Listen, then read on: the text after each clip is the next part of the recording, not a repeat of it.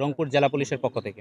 আপনারা সবাই অবগত আছেন যে রংপুর জেলার তারাগঞ্জ উপজেলার ১ নং আলমপুর গ্রামের ভীমপুর পুরানীপাড়া এলাকায় গত ১৯ তারিখে যে শিশু ছিলেন সানজিদা খাতুন, তাকে ধর্ষণ করা হয় এবং ধর্ষণ পরবর্তীতে তাকে হত্যা করা হয়।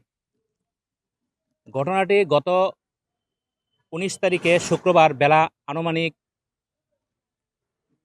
12:30টার দিকে এই ডিসিজ তার পিতার সাথে ঝগড়া হয়। পিতা মাতা তাকে বকাঝকা করে এবং পরবর্তীতে সে বাড়ি থেকে চলে যায়।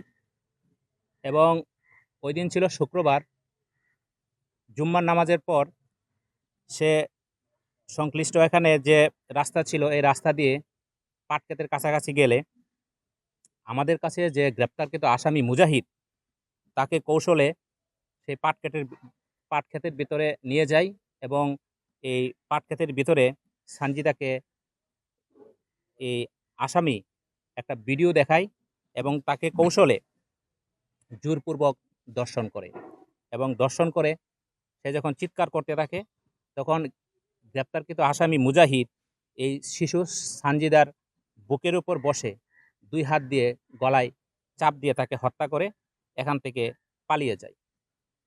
এই ঘটনার যখন ঘটে আমাদের তারাগঞ্জ থানার পুলিশ তাৎক্ষণিকভাবে পরবর্তীতে যখন তার লাশ পাওয়া যায় সেখানে ঘটনাস্থল ভিজিট করে এবং সেখানে বিভিন্ন আলামত জব্দ করে এবং তাকে সুরতহাল প্রতিবেদন তৈরি করে তাকে রংপুর মেডিকেল কলেজ হাসপাতালে নিয়ে যাওয়া হয় এবং এই ঘটনা সংশ্লিষ্ট এই ডিসিজড এর বাদী হয়ে তারাগঞ্জ থানার নারী এবং শিশু নির্যাতন দমন আইন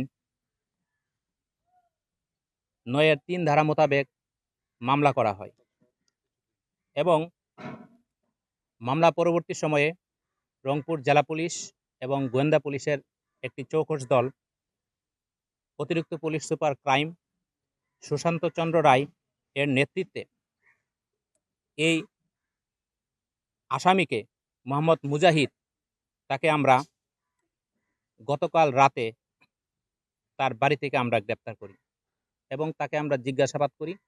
জিজ্ঞাসাবাদে সে ঘটনার পূর্ণ বিবরণ আমাদের কাছে প্রকাশ করে এবং পুরা ঘটনাকে সে দায় স্বীকার করে সে এটার সাথে নিজেকে জড়িত বলে সে নিজে আমাদের কাছে জবানবন্দি দেয়।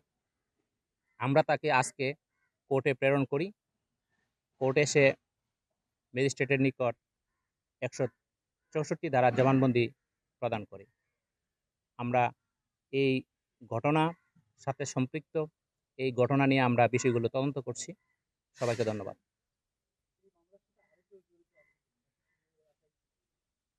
আমরা বিষয়টা তদন্ত করছি।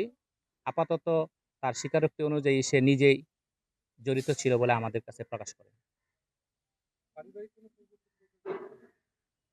না, প্রাথমিক তদন্ত মতে পারিবারিক কোনো শত্রুতা বা কোনো কিছু ছিল না।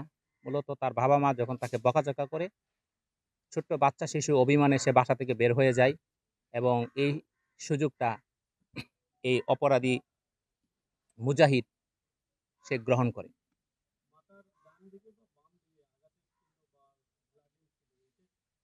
তার শরীরে বিভিন্ন জায়গায় ব্লিডিং ছিল। তো বিষয়গুলো আমরা তদন্ত করছি এবং এগুলো আমরা পোস্টমর্টেম রিপোর্ট প্রাপ্তি সাপেক্ষে তদন্ত সাপেক্ষে আমরা পরবর্তী ব্যবস্থাগুলো আমরা অগ্রসর হব।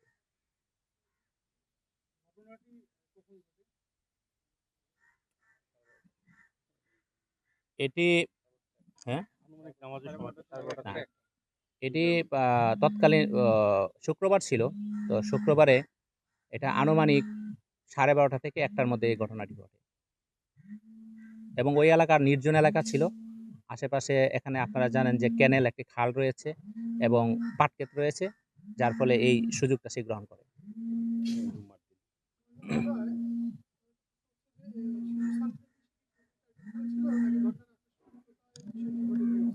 না, প্রাথমিক জিজ্ঞাসাবাদে আমরা যেটা জানতে পেরেছি আগে থেকে সে টার্গেটেড ছিল না। সে যেহেতু বাসা থেকে অভিমান করে বের হয়ে গেছে, এই সুযোগটি সেই গ্রহণ করেছে অপরাধী।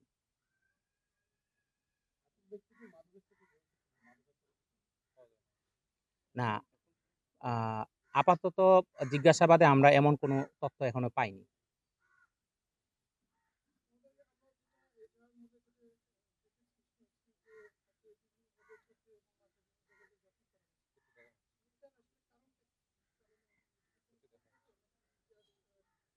এটা আমরা ধন্যবাদ। এটা আমরা সুরতাল করেছি এবং এই বিষয়গুলো নিয়ে আমরা তদন্ত করছি এবং বিষয়টি আমরা খতিয়ে দেখছি। আমরা পরবর্তীতে সেগুলো জানাবো।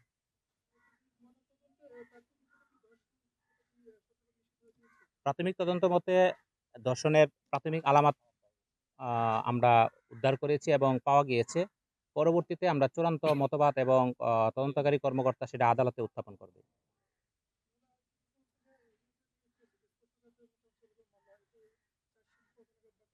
এটা যেহেতু একটা অবশ্যই একটা স্পর্শকাতর মামলা এবং বিষয়টা আমরা অনেক গুরুত্ব সহকারে দেখছি এবং অতি দ্রুত সম্ভব আমরা আদালতে আমরা রিপোর্ট প্রেরণ করব।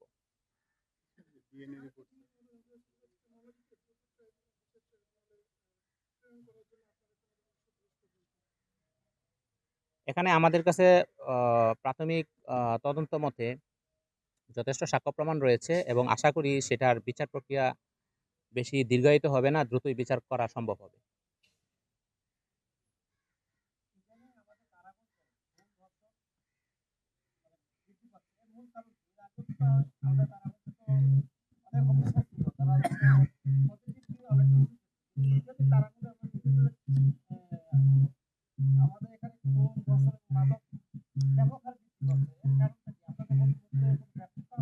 না, মাদক নিয়ে আমরা যথেষ্ট পরিমাণে কাজ করছি এবং আপনারা আমার কাছে জানতে পারবেন যে আমরা আমাদের মাদকের উদ্ধার এবং মাদক সংক্রান্ত মামলা বিগত যে কোনো সময়ের তুলনায় দ্বিগুণ থেকে ৩ গুণ বৃদ্ধি পেয়েছে। সুতরাং মাদক কারবারি এবং মাদক যারা ব্যবসা করে, যারা রুট, আমরা তাদেরকে শনাক্ত করতে আমরা সর্বোচ্চ চেষ্টা করছি এবং অনেকাংশে আমরা সফল। আর পাশাপাশি যে জিনিসগুলো খুন বা যে ঘটনাগুলো ঘটেছে এগুলো প্রত্যেকটা মামলা কিন্তু আমরা ডিটেক্ট করেছি এবং আসামিকে গ্রেপ্তার করেছি এবং অনেক ক্ষেত্রে বিজ্ঞ আদালতে তারা স্বীকার করেছে। ধন্যবাদ।